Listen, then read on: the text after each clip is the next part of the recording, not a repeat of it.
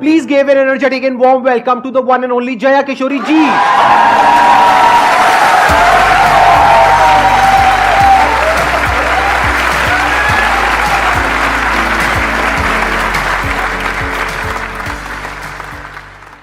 इनकी स्माइल में इतनी पॉजिटिविटी है, आई थिंक इनको कुछ बोलने की जरूरत ही नहीं है. अगर ये पूरे सेशन में यहाँ पर सिर्फ बैठ करके स्माइल करती रहे तो आई थिंक ये सेशन बहुत अच्छा हो जाएगा. इनका एक मोटिवेशनल चैनल भी है. इनफैक्ट आपकी कुछ वीडियोस देख करके मैं खुद मोटिवेट हुआ हूँ, and I am not kidding.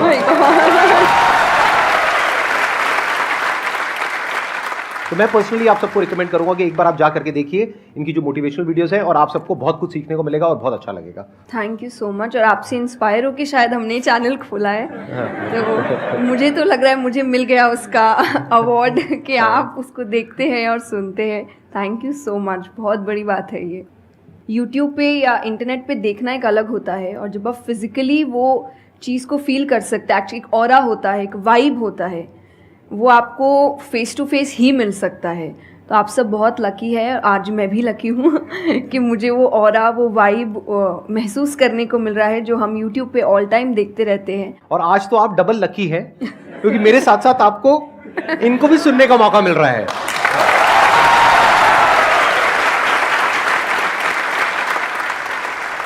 आपके मन में जो भी क्वेश्चंस है, जैसे भी क्वेश्चंस है, आप इनसे पूछ सकते हैं. First of all, thank you very much for giving me this opportunity. I want to ask you कि like आपने ये क्यों चूज़ किया कि you want to go into spirituality, कि मुझे इस चीज़ में ही जाना है. टू बी वेरी ऑनेस्ट, मैंने चूज़ नहीं किया था. इस स्थान ने मुझे चूज़ किया था, क्योंकि मैंने शुरुआत 6 साल की उम्र से की थी.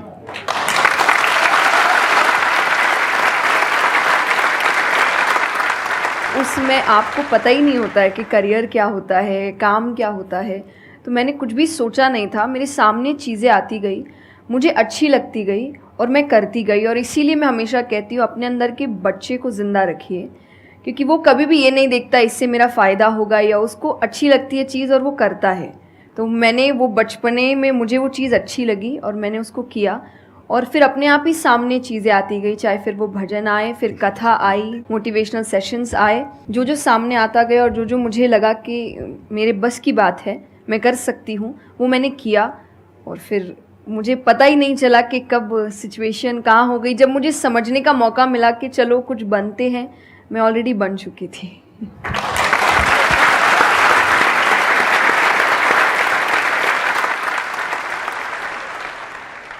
मेरा क्वेश्चन कंसंट्रेशन पावर को लेके है, या दूसरी तरह से बोल सकते हैं अवेयरनेस को लेके. जैसे किसी भी काम पे जो ध्यान लगाने की कैपेबिलिटी होती है वो डिफर करती है पर्सन टू पर्सन. मुझे पूछना था क्या कोई इसका बायोलॉजिकल बेसिस भी है, या सिर्फ प्रैक्टिस पे डिपेंड करता है कि किसी की प्रैक्टिस थोड़ी कम है और किसी की ज़्यादा. कई ऐसे एक्सरसाइजेज है जो आपको हेल्प करती है कंसंट्रेशन के लिए. तो जो मैं एक्सरसाइज फॉलो करती हूँ वो लिसनिंग प्रैक्टिस है, कि मैं सोने से पहले या सुबह उठ के कुछ देर 5 मिनट्स 10 मिनट्स मैं बिल्कुल शांत माहौल में और मैं साउंड सुनने की कोशिश करती हूँ. और ऐसा माना जाता है कि जिस दिन आपको 5 से ज़्यादा साउंड सुनने लग जाए, और 5 का मतलब हुआ कि ऐसा नहीं कि आपके घर में टीवी और मिक्सी और सब चल रहा है तो आप कहे कि अरे भाई 5 साउंड सुनाई दे दिए. नहीं, जब शांति हो तो वो एक बहुत अच्छी प्रैक्टिस है जो आपके दिमाग को हेल्प करती है किसी एक चीज़ पर ध्यान लगाने के लिए. तो आप ऐसे कंसंट्रेशन पावर के एक्सरसाइजेज होती कर सकते हैं. और जो मैं करती हूँ मैंने आपको बताया, मैं रोज़ करती हूँ. अभी तक मैं 3 से आगे बढ़ी नहीं हूँ, लेकिन आई होप जल्दी 5 आवाज़ों से ज़्यादा सुनाई देने लग जाए.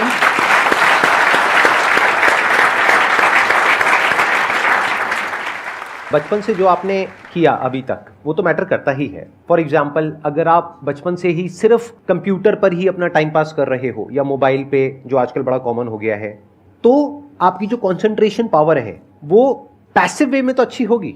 यानी कि अगर कोई कंटेंट है उसको आप कंज्यूम कर रहे हो तब तो आपका माइंड वहां पर लग जाएगा, लेकिन जब खुद ध्यान लगाने की बारी आएगी तो आप नहीं लगा पाओगे. एक्टिव कंसंट्रेशन आप नहीं कर पाओगे. और वही आपका क्वेश्चन है कि जो अपनी एक्टिव कंसंट्रेशन पावर है उसको कैसे बढ़ाया जाए. यानी कि आप जब चाहे, जहां चाहे, जितनी देर के लिए चाहे उतनी देर के लिए अपना ध्यान लगा सके, और जब चाहे वहां से ध्यान हटा सके. इसी को कहेंगे ना कि एक्चुअल में आपका जो ध्यान है वो आपके कंट्रोल में है. नहीं तो इतना कुछ है इस दुनिया में, वो तो सब खींचने के लिए तैयार बैठे हैं आपके ध्यान को, आपकी अटेंशन को। अगर फाइनेंशियली बात करी जाए तो आज की डेट में सबसे ज्यादा जो वैल्यू है वो आपकी अटेंशन की है। जितनी भी कंपनीज हैं उनके लिए सबसे इंपॉर्टेंट है आपकी अटेंशन। अगर आपकी अटेंशन आपके हाथ से निकल जाती है और उनके हाथ में चली जाती है तो वो हो जाएगा जो वो चाहते हैं, यानी उनको प्रॉफिट हो जाएगा, आपको नुकसान होता है हो जाए। तो अब सवाल उठता है उसको कैसे बढ़ाया जाए। चेस बहुत अच्छा तरीका है उसको बढ़ाने का। स्पोर्ट्स से आपकी कंसंट्रेशन पावर बढ़ती है। जैसे मुझे बैडमिंटन बहुत पसंद है, तो बैडमिंटन में सारा ध्यान कहां पर होता है?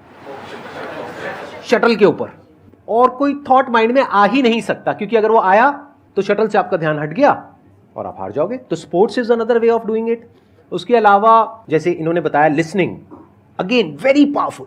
बहुत तरह की साउंड्स हैं, बहुत तरह की वाइब्रेशंस हैं इस यूनिवर्स में, बट हमारा ध्यान नहीं है उसकी तरफ। कुछ ग्रॉस है, कुछ सटल है।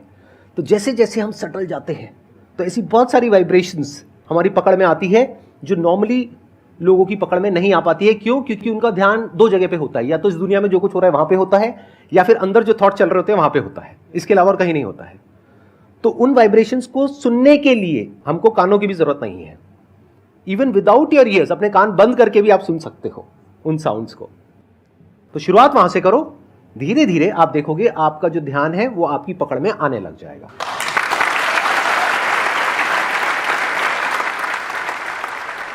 मेरा क्वेश्चन आपसे मतलब दोनों से ही है, वो ये कि हम लोग मतलब आज की सोशल मीडिया वाला ज़माना है तो हम लोग बहुत डिस्ट्रैक्टेड रहते हैं, और जब भी स्पिरिचुअलिटी की बात होती है फैमिली में, फ्रेंड्स में, तो सभी ये कहते हैं कि स्पिरिचुअल अभी होने की ज़रूरत नहीं है, करियर पे ध्यान दो, अभी कौन सा टाइम है, बाद में देख लेना। और हम लोगों के घरों में भी हम देखते हैं। तो मैम ये चीज़ कैसे, मतलब उनको कैसे समझाई जाए कि ये चीज़ कितनी इम्पॉर्टेंट है और उसकी इम्पोर्टेंस क्या है? मेरे हिसाब से, और आई थिंक मेरे क्या पूरी दुनिया के हिसाब से, जो भी स्पिरिचुअलिटी को ठीक से समझता है ये यंग एज प्रोसेस ही है। जैसे अगर आप रिलीजियस वे में भी सुने तो भगवान को हम कुछ भी चढ़ाते हैं वो फ्रेश होता है, प्रसाद है, फूल है, कुछ भी एक दिन दो दिन पहले नहीं होता। तो हम खुद इतने पुराने होके क्यों फिर अपने आप को चढ़ाते हैं? जब आप रिजिड हो चुके हैं, जब आपको आगे कुछ काम खास करना नहीं है, आप रिटायर हो चुके हैं, तब आप उस स्पिरिचुअलिटी का करेंगे क्या? आपके लाइफ में कोई चैलेंजेस होंगे ही नहीं जब सामना करने के लिए। तो स्पिरिचुअलिटी मतलब सिर्फ पूजा पाठ नहीं होता। मंत्र, जैसा मैंने लिसनिंग एक्सरसाइज बताई, वैसे ही मंत्र चैंटिंग भी एक बहुत बड़ी एक्सरसाइज है कि आप मंत्रों का उच्चारण करते हैं मेडिटेशन में, क्योंकि जो पावर, जो वाइब्रेशंस वो साउंड रखते हैं वो आई थिंक दुनिया में और कहीं नहीं है। तो वो आपके करियर के लिए, कंसंट्रेशन पावर के लिए, कॉन्फिडेंस के लिए, मेमोरी पावर के लिए, सबके लिए बहुत अच्छा है। तो आपको यही समझाना है कि आप स्पिरिचुअलिटी का मतलब, एक तो पहले ये पर्सपेक्टिव हटा दें कि हम सब त्याग देंगे, हम सब छोड़ देंगे। ऐसा कुछ भी नहीं होता। गीता जी में स्पिरिचुअलिटी का ज्ञान उसको दिया गया है जिसको आगे जाके राजा बनना है। अर्जुन को, उसके पास क्या लग्जरी नहीं है, राज्य नहीं है, पैसा नहीं है, क्या नहीं है। तो अध्यात्म का मतलब कभी भी नहीं होता सब कुछ छोड़ देना, सबके बीच रहना है, पर इस तरीके से रहना है कि वो आप पर हावी ना हो। हर चीज़, यही आध्यात्म है, यही स्पिरिचुअलिटी है कि बाहर की चीज़ें यहाँ ट्रबल ना कर सके, बस इतना ही करना है।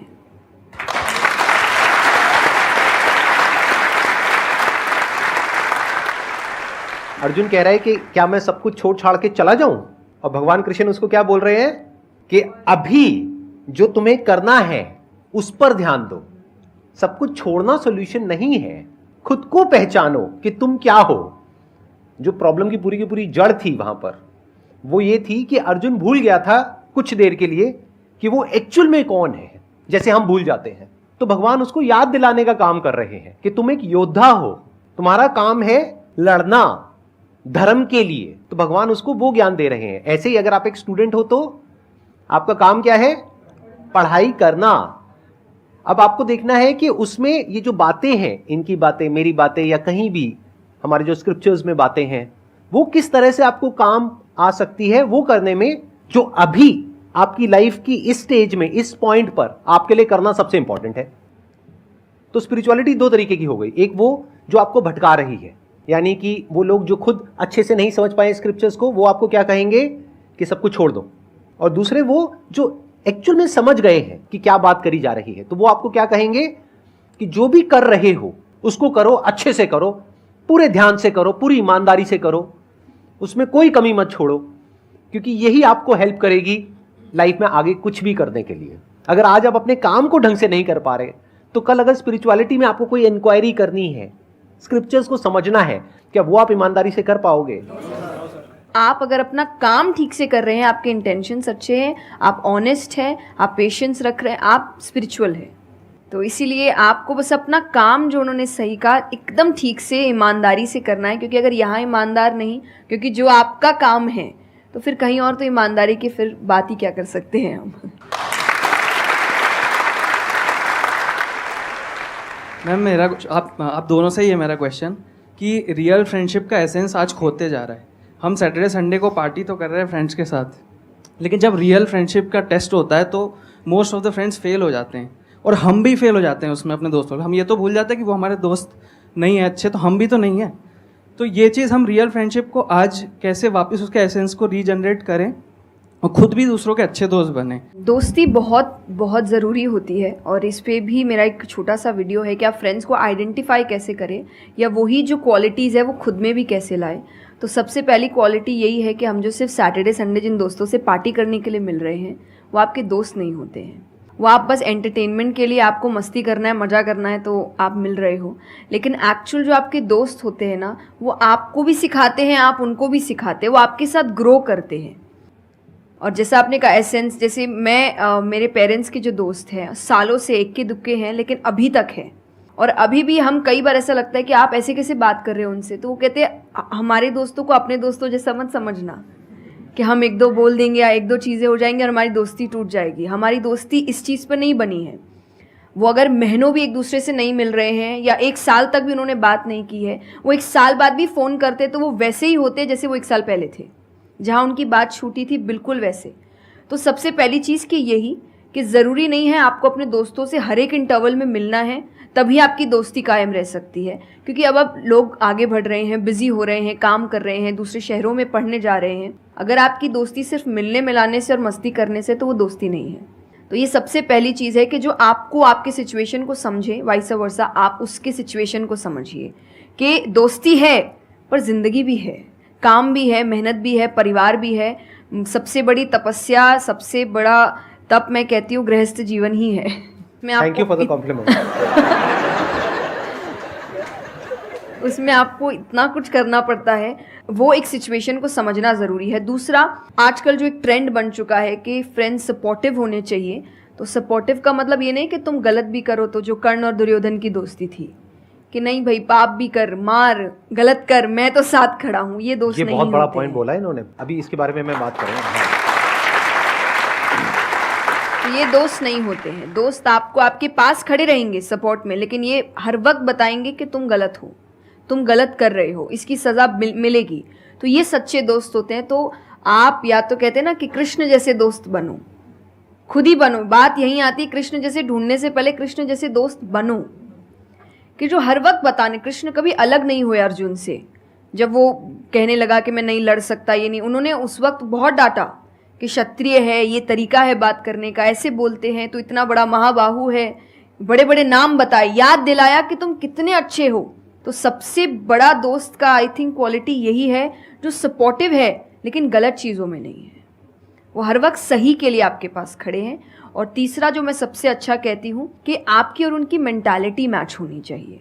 आपको ये समझना है कि अगर मेंटालिटी एक नहीं होगी, तो भले ही आप अपने पेरेंट्स को कितना ही कह ले कि हम कुछ नहीं करेंगे, अरे हम तो सिर्फ घूम रहे हैं, अरे हम वैसा कुछ नहीं करेंगे, करोगे, एक ना एक दिन ज़रूर करोगे, क्योंकि ये ह्यूमन नेचर है। आप जिसके साथ ज़्यादा समय बिताते हो, धीरे धीरे उसकी क्वालिटीज़ कुछ आपके अंदर आती है। तो ज़रूरी है कि वो बिहेवियर, वो पैटर्न, वो मेंटालिटी, वो माइंडसेट मैच होनी चाहिए दोनों की, तभी आप एक साथ ग्रो कर सकते हैं। वरना वही सैटरडे संडे मिलना और ज़िंदगी खराब करना, यही हो पाएगा बस। Excellent point. ये समझना इतना इंपॉर्टेंट नहीं है कि दोस्ती क्या है, ये समझना ज़्यादा इंपॉर्टेंट है कि दोस्ती क्या नहीं है। अगर आपका जो दोस्त है वो कुछ गलत कर रहा है, तो उसका साथ देना दोस्ती नहीं है। क्योंकि अगर आप गलत में भी उसका साथ दोगे तो वो और पावरफुल हो जाएगा, वो और बड़ा गलत काम करेगा। मानो आपका दोस्त पी करके गाड़ी चला रहा है, तो दोस्ती ये नहीं है कि उसको बोलना कि हाँ चल कर कर कर कर कोई नहीं, और बड़ा और बड़ा और बड़ा नहीं। उस वक्त क्या बोलना, गाड़ी रोक, मैं उतर रहा हूं। अब उसके बाद आपका क्या होगा वो बाद में देखेंगे, वो डिपेंड करता है कि आपको कहाँ उतारा उसने। जो इन्होंने एग्जाम्पल दिया दुर्योधन वाला, बहुत इंपॉर्टेंट है वो समझना। ऐसे लोगों से दूर रहो, ये दोस्ती है। दोस्ती को तोड़ देना दोस्ती होता है बहुत बार। कई बार लाइफ में ऐसा पॉइंट आ जाता है जो एक धर्म संकट के जैसा होता है, जहां पर जा करके आपको साफ नजर आ रहा होता है कि ये जो इंसान है ये सिर्फ अपना ही नहीं मेरा भी सर्वनाश कर देगा। ऐसे लोगों को छोड़ देना दोस्ती है। फिर अगर उसके अंदर इंसानियत वापस से जागती है तो वापस से वो अगर आपके पास में आता है तो ठीक है, नहीं आता है तो कोई बात नहीं, छोड़ दो ऐसे दोस्त को। तो बड़े ध्यान से चुनना अपने जो दोस्त हैं। जो इन्होंने कहा संगति बहुत इंपॉर्टेंट है लाइफ में, इसीलिए पहले के जमाने में सत्संग की इतनी वैल्यू होती थी। हर घर में एक सत्संग हॉल होता था एक जमाने में। आज जैसे हम सत्संग का नाम सुनते हैं हमारे माइंड में कुछ और ही आने लग जाता है। सत्संग मतलब सत्य के संग। सत्य मतलब वही जो इन्होंने कहा कि जब कोई सही रास्ते पे चल रहा है तो उसका साथ देना, और कोई झूठ के रास्ते पे चल रहा है, कोई गलत काम कर रहा है तो उसका साथ छोड़ देना। तो सत्य के साथ रहना। वो लोग जो सत्य बोलते हैं, वो लोग जो सत्य की राह पे चल रहे हैं, वो लोग जो धर्म की राह पे चल रहे हैं। ये वर्ड सुनने में आपको थोड़े से पुराने लगेंगे, लेकिन अगर इसकी डेप्थ को आप समझोगे तो अंदर से आप समझ पाओगे कि मैं क्या बोल रहा हूं, किस लेवल से बोल रहा हूं। Hello sir, hello ma'am.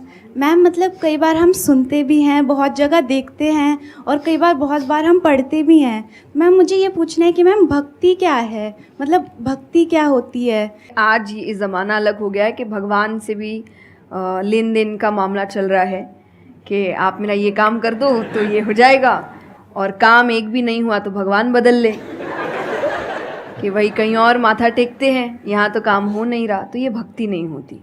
तो एक तो जो परसेप्शन भक्ति का बन गया है कि भजन कीर्तन पूजा पाठ कर लिया और भक्ति हो गई। भक्ति का असल मीनिंग है सरेंडर, समर्पण। और समर्पण व्यक्ति कब करता है? जब पहला चीज़ विश्वास होता है कि वो जो भी करता है वो सही करता है। मुझसे कई बार लोग पूछते हैं कि आप बहुत ज़्यादा डिप्रेशन में नहीं जाते, या कोई आपने सब कुछ देखा है, चाहे स्ट्रगल है, इंसल्ट है, रिजेक्शन है, हर फील्ड में हर चीज़ होती है। अगर आप आगे बढ़ रहे हैं, कोई पोजीशन पे जाने की कोशिश करें तो आपको इनका सामना करना पड़ेगा। ये ज़िंदगी के साथ आता है तो आपको सामना, लेकिन मुझे कभी दिक्कत नहीं दी ये चीज़ें। क्यों? क्योंकि जो मैंने कहा समर्पण, मुझे पता है कि एक ऐसी शक्ति ऊपर बैठी है जो मेरा बुरा नहीं चाहती। तो कई बार बुरी चीज़ें भी मेरी ज़िंदगी में हो रही है, मुझे पता है वो मेरे अच्छे के लिए है क्योंकि वो कर रहा है। तो ये समर्पण, ये भक्ति है। तो ये आपको हारने नहीं देती। क्यों हारेंगे आप? क्योंकि आपको पता है ना कि वो हारने देगा नहीं। तो आप अपने आप गिरे, आप फिर उठेंगे कि नहीं भाई अभी गिरना शायद ज़रूरी होगा, उसका इशारा है, इसीलिए चलो फिर उठते हैं, फिर आगे बढ़ते हैं। तो अर्जुन ने भी, जब समर्पण की बात गीता जी में आती है तो कई लोग कहते हैं कि धर्म का मतलब होता है अंधविश्वास। नहीं, क्योंकि अगर अंधविश्वास होता, अंधविश्वास में क्वेश्चन करना अलाउड नहीं होता आपको। गीता अगर सिर्फ भगवान की बात होती तो 2 पन्ने में ख़त्म हो गई होती। ये दोनों के बीच की बात है जिसमें अर्जुन ये जानते हुए कि सामने कौन खड़ा है, क्वेश्चन करने के तो कोई सवाल ही नहीं था वहाँ पर कि भगवान लड़ने बोल रहा है, क्या क्वेश्चन करना, पर उसने कंटिन्यूअसली क्वेश्चंस किए हैं। पर उसका भी नाम आया था समर्पण, कि वो समर्पित होकर क्वेश्चन कर रहा था कि ये जो खड़ा है ये मेरे हर सवाल का जवाब जानता है, ये मुझसे कभी कुछ गलत काम नहीं कराएगा। लेकिन इसका मतलब ये नहीं कि मैं अपनी जिज्ञासा बाहर नहीं निकालूंगा, मैं अपने क्वेश्चंस पूछूंगा। तो भक्ति का अर्थ यही होता है कि पहला निष्काम होता है। क्या फ़ायदा मत ढूंढिए कि मेरा काम नहीं हुआ तो भगवान है ही नहीं। भाई भगवान कहाँ है? भगवान होते तो ऐसा होता क्या? वो तो इंसान है इसीलिए ऐसे हो रहे काम। भगवान ने तो सबको देखे, बच्चा तो मासूम ही होता है, बड़े होके खराब हो जाता है। कोई बच्चा गलत आपने देखा है क्या? छोटा सा बच्चा ही डॉन बनने के बारे में सोच रहा है, वो तो बच्चा ही होता है, मासूम होता है, सच्चा होता है। तो भगवान इसलिए कहते बच्चे भगवान का रूप है, क्योंकि वो एकदम प्योर होते हैं। बड़े होने के बाद हम काम खराब करते हैं और नाम फिर हम भगवान का देते हैं, क्योंकि हमको इल्ज़ाम लगाने के लिए लोग चाहिए। ये फेलियर्स के लिए भी, आप फेलियर्स के लिए भी हम कहते हैं मेरा काम अच्छा नहीं था, मेरा समय अच्छा नहीं था, मुझे पेरेंट्स ने सपोर्ट नहीं किया, मेरे पास ये नहीं था। वरना अगर देखा जाए इन्हीं सिचुएशन में कई लोग हैं जो काम करके आगे बढ़ जाते हैं। तो करने वाला तो कर लेगा, नहीं करने वाला इल्ज़ाम लगाएगा। तो वो इल्ज़ाम अभी हमें ऐसे दिखता है, एक ऐसा कोई है जो सामने तो खड़ा नहीं है, भगवान लगाओ इल्ज़ाम। एक फ़ोटो है ना इंटरनेट पे कि भगवान खड़े, छोटी बच्ची खड़ी है, छोटी बच्ची के हाथ में एक टेडी बेयर है, तो भगवान वो मांग रहे हैं और वो बच्ची बोली मुझे बहुत अच्छा लगता है, मुझे नहीं देना। उसको नहीं पता कि भगवान के पास पीछे एक बड़ा सा टेडी बेयर रखा है और भगवान उसको कह रहे कि बस दे दो और मुझ पे विश्वास रखो कि वो दे दो छोटी चीज़ जो तुमसे आपको वो बुरी लग रही है उस वक्त कि मेरे साथ गलत हो गया या मेरा छोटा काम नहीं हुआ, मैंने तो इतनी पूजा की थी, इतना काम किया था, शायद तुम उस काम के लिए नहीं बने हो, तुम और बड़े चीज़ के लिए बने हो। तो निष्काम क्या है कि आपकी भक्ति निष्काम है, स्वार्थ से नहीं बनी है, तो भक्ति आगे बढ़ेगी। दूसरा सरेंडर, कि मेरे हर सवाल का उत्तर सिर्फ उसके पास है। तो ये दो चीज़ें भक्ति बनाती हैं।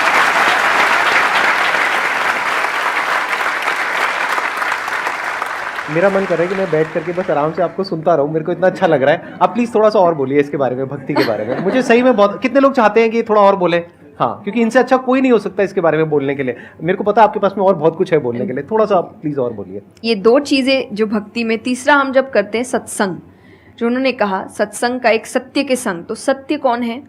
जब हम शास्त्रों में देखते हैं सबसे पहला श्लोक जो श्रीमद् भागवत में आता है वो भगवान का स्वरूप बता रहा है, उसमें है सच्चिदानंद रूपाय।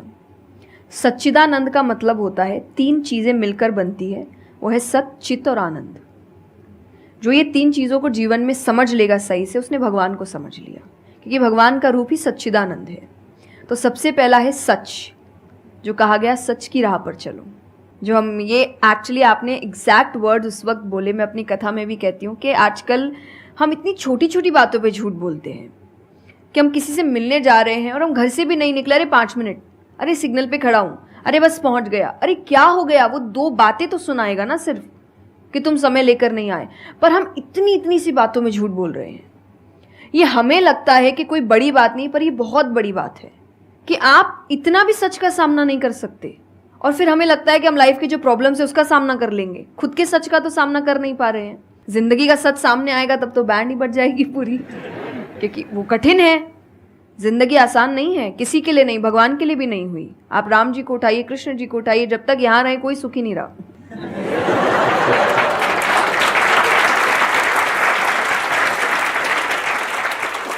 तो सुखी तो कोई नहीं रहा यहाँ पर। आपको सुख खुद ढूंढना पड़ता है, आपको अपना जीवन खुद निकालना पड़ता है अपने चॉइसेस को लेकर। तो इसीलिए पहला सत है। दूसरा चित है, अवेयरनेस। हम अवेयर नहीं हैं चीज़ों को लेकर, हम इग्नोर करते हैं। अवेयरनेस और इग्नोरेंस ये ऑपोजिट्स हो गए कि आप कोई भी चीज़ आपको समझ नहीं आ रही है, नहीं है। मैं अधिकतर नास्तिक लोगों को आप देखिए, उनको अगर पूछे ना भगवान को मानते हैं, तो उनके पास एग्जैक्ट रीजंस नहीं होते कि क्यों नहीं मानते, बस नहीं है, दिखा नहीं, मुझे नहीं दिखा तो नहीं है। तो तुम्हें तो बहुत चीज़ें नहीं दिख रही। मेरे पापा इस पर मैंने एक बार उनसे क्वेश्चन किया था कि बोले तो पापा कैसे जवाब दे? तो पापा बोले उनको पूछना उन्होंने अपने परदादा को देखा था। देखा तो नहीं होगा,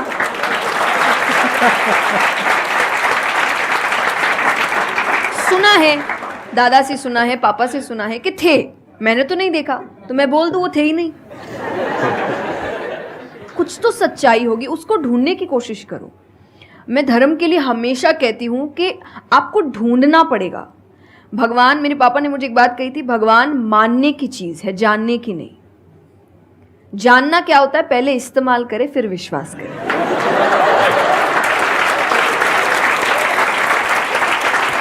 कि पहले देखेंगे है कि नहीं है, फिर बताएंगे। तो वो तो भगवान है, वो कहेंगे देख मैं भी घुमाता हूँ। वो भगवान है भाई। उनको अगर आप बोलोगे कि मेरे सामने आ, मुझे दिखा तू है कि नहीं, तो बोलेंगे घूम, नहीं दिखाता, कभी नहीं हुई, नहीं जा।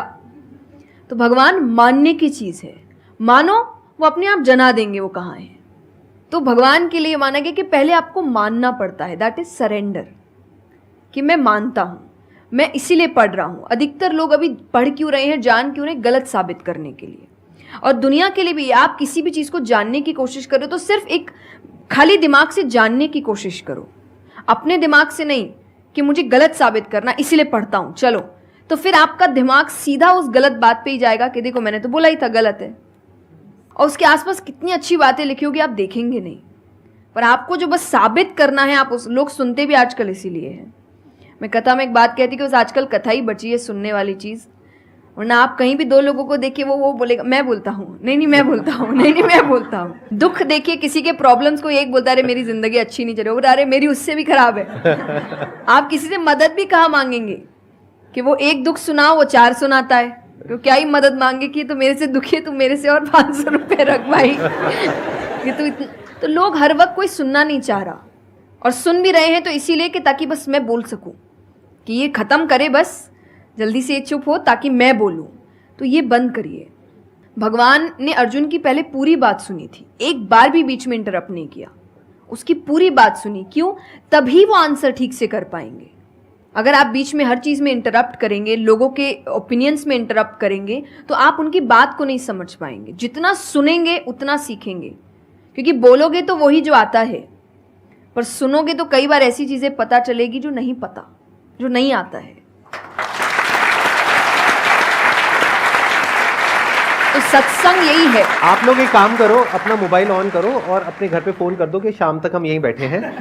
मतलब मेरा मन तो नहीं है यहाँ से आज उठने का, मेरा मन है आराम से बैठ करके इनसे सुनने का। मुझे तो बहुत अच्छा लग रहा है, लेकिन आई एम नॉट श्योर कि इनके पास में इतना टाइम होगा या नहीं होगा। आप प्लीज, आई एम सॉरी मैंने आपको इंटरप्ट किया। नहीं नहीं, बिल्कुल। तो यही छोटी छोटी बातें हैं देखिए। और आनंद का मतलब एक्चुअली परमानेंट हैप्पीनेस होता है, जो आपको भगवान के साथ ही मिलता है, कि आपको किसी की ज़रूरत नहीं है, बाकी सब कुछ टेम्पररी है। और टेम्पररी खुशियों के लिए भगवान ने अर्जुन को लड़ने के लिए इसलिए नहीं बोला था कि तेरे को राज्य मिल जाएगा, खुशी मिलेगी, पैसा मिल जाएगा। नहीं, एक परमानेंट हैप्पीनेस थी कि मैंने अपना काम अच्छे से किया, उसके लिए लड़ो। तो जो भी काम कर रहे हो परमानेंट क्या है उसमें वो देखो, और ये आपकी सक्सेस पे भी काम आता है। भगवान जैसे अब हम कहते हैं ना कि दुनिया में कुछ सच नहीं है, संसार सच नहीं, इसका मतलब क्या? छोड़ने के लिए नहीं।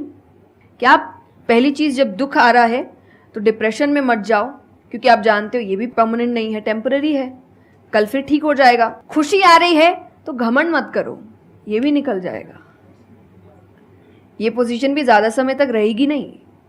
तो उसको रखने के लिए काम करते रहो।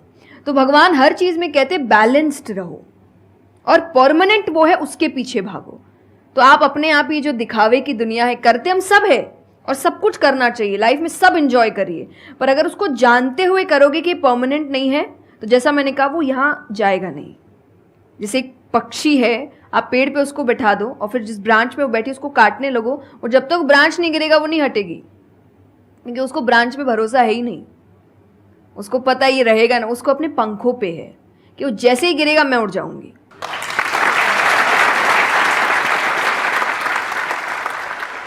एक सॉन्ग अगर आप प्लीज, उस पे हम एंड कर सकते हैं सेशन को। हाँ, अगर आपको कोई प्रॉब्लम ना हो तो। हाँ प्लीज। मेरा आपकी कृपा से सब काम हो रहा है, करते हो तुम कन्हैया, मेरा नाम हो रहा है। मेरा आपकी कृपा से सब काम हो रहा है। बहुत बढ़िया।